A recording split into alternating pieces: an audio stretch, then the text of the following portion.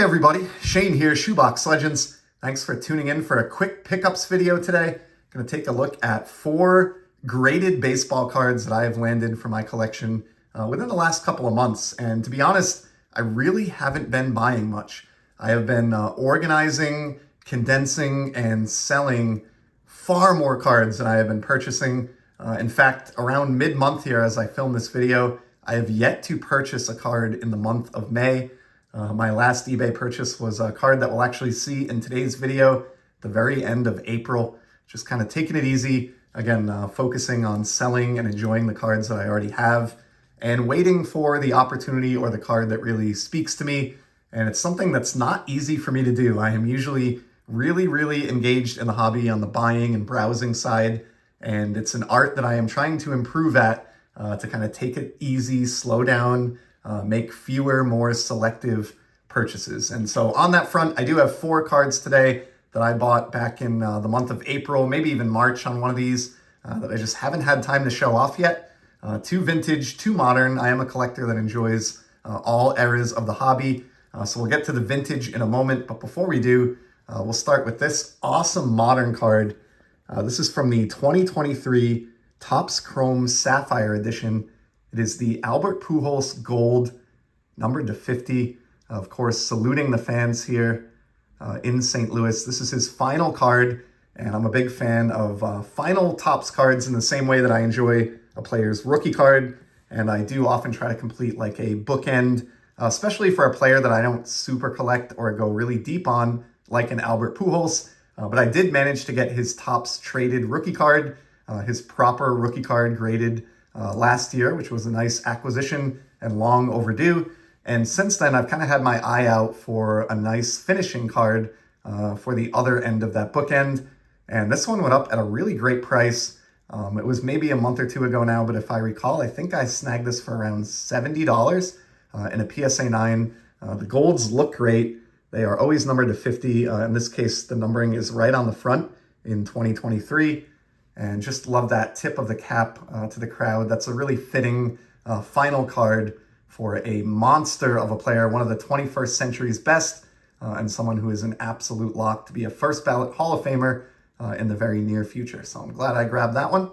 And then one more, actually also from the 2023 Topps issue year, and a player that is absolutely captivating the world of baseball right now, Aaron Judge. Showed off an ungraded version of this during my recent Aaron Judge showcase, but I had to pick up this PSA 9 of his 2023 Topps Chrome Blue Refractor. Great team color match for the Yankees. Excellent shine. These are not as difficult as golds, being numbered to 150. So obviously, you know, there's 3 times the print run on this card than there was on this Albert Pujols. So not an exceedingly difficult card, but this went up at a price that was just too good to ignore. In a PSA 9. And I do love my graded cards. And again, you can poke fun at me if you want. I've got plenty of ungraded cards as well. I love all cards, but I do love how this presents in the slab. It looks great, and it does match the Superfractor that I own of this card, which is also in a PSA 9 slab.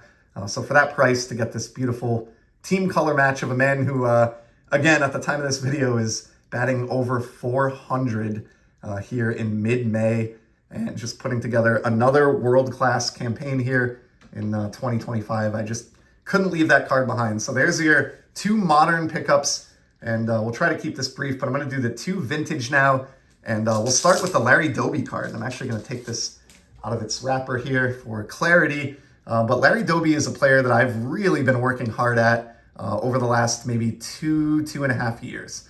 And prior to that, he was not well represented in my collection. So I got a late start on him, but it's better late than never. And the silver lining to me getting a late start is that my collecting tastes and eye appeal threshold had already matured to kind of the current state by the time I started picking up Larry Doby cards. So as you can see with the 4 cards behind you, this is what I really aim for when I'm hunting down Larry Doby. And all of my cards are really like the type of condition that I would be happy to keep forever. I'm never going to feel a need to upgrade any of these. I don't care what the number is on the slab, and I know that's ironic to collect graded cards but not care about the number. I get it, but that's a great looking set of 4 Larry Dobys back there. And I think when I showed the last one off, which was the 53 Bowman color, I commented that I would like to continue his run of Bowman, working backwards, eventually towards his 49 Bowman rookie. And while I don't have that card yet, I did get the next one kind of working backwards. So we've got the 54 here, the 53, and the 52. And recently landed my 51 at long last, a card that I have had a saved search for and I've been trying to find the right copy of for maybe 2 years now, possibly longer. There are plenty of these out there. It is not rare or scarce at all. The only obstacle to owning a copy of this card is raising up a little bit of funds to go and get one. However, as with most Bowman cards and most cards in general from the era, finding a well-centered copy and a copy that meets my eyeball litmus test has not been easy. I have just passed by hundreds of copies of this card over the last 2 years, just waiting for this opportunity. This 5.5 went up at a really, really high, as far as comps go anyway, buy it now. I just wasn't going to pay that. I watched it. I think I even sent an offer, which was ultimately rejected. Continued to watch the card anyway, and after a couple of months, the seller ended up listing it at open auction. So that was my opportunity. I went in and was able to win the card for actually significantly less than I had offered via Buy It Now prior. So this was definitely a lesson to me in patience and kind of what I was preaching at the beginning of the video, taking my time, not feeling rushed, and making sure that I get the card that's the right fit for me. The lighting in here is a little bit tough. It's kind of bright in here right now, but just a gorgeous copy. I believe what got this its grade, if you care, are the corners. They're not completely minty sharp corners, but the image is gorgeous. The color is vibrant. There are no creases or any other issues. The centering is really great. And this lines up and fits with just about all of my other 1951 Bowman cards at this point. So it just fits right in. I'm up to maybe like 10 or 12 different graded Hall of Famers from this set now. And I'm honored to be able to finally add Doby. This is my personal favorite image on any card of Larry Doby. And while I do aspire to get the 50 Bowman, just for the sake of completeness of the run, I like the enlarged area that we get on the 51 Bowman, which really does this painting justice and this photo justice. So great Larry Doby there to now keep my run intact at 4 consecutive years of Bowman from 51 through 54. And as I mentioned, I'll have my eyes peeled here for the copy of the 49 and or the 50 that are right for me. It's a marathon, not a sprint. And one of the advantages of not buying a lot of cards and waiting is I'm saving up some money, in the hobby war chest so that when those opportunities do present themselves, I'm kind of ready to spring. So hopefully not the last vintage Larry Doby that you'll see on the channel this year, but we'll see what fate brings. And then lastly, I've got a really awesome card here. It's a well-known card. You've all seen it before. It's from the Golden Era. In fact, it is from the 53 Bowman color set, same as the Doby that is front and center. And it's another card that I took forever finding a copy of.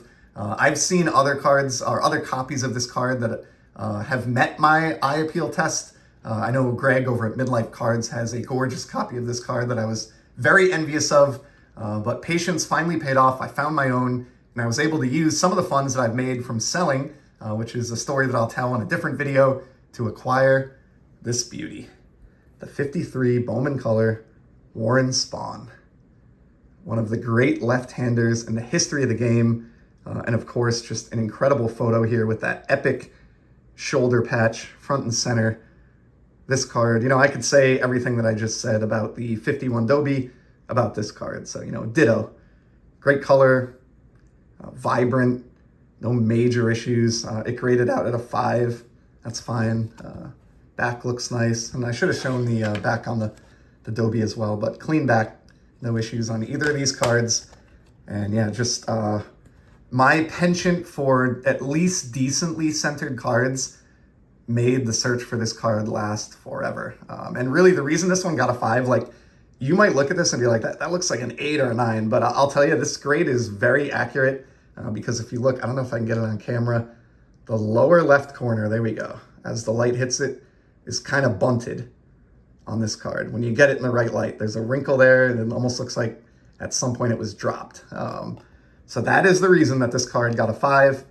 but I'm happy to look past that. It doesn't bother me in the least, and I'm just grateful to own a copy of this card at last. It's been a long time coming, and it is instantly the best Warren Spawn card in my small collection of the man. So yeah, a couple solid additions there from the golden era, and a couple of nice modern pickups as well, of a recently retired player and another that is taking the baseball world by storm. And those are my 4 recent graded baseball card pickups. So I appreciate you tuning in for this one. Hope you enjoyed it. Would love to hear from you in the comments below. I hope everyone out there is enjoying the hobby and early summer here in the baseball season. I'll be back soon. And in the meantime, just take care.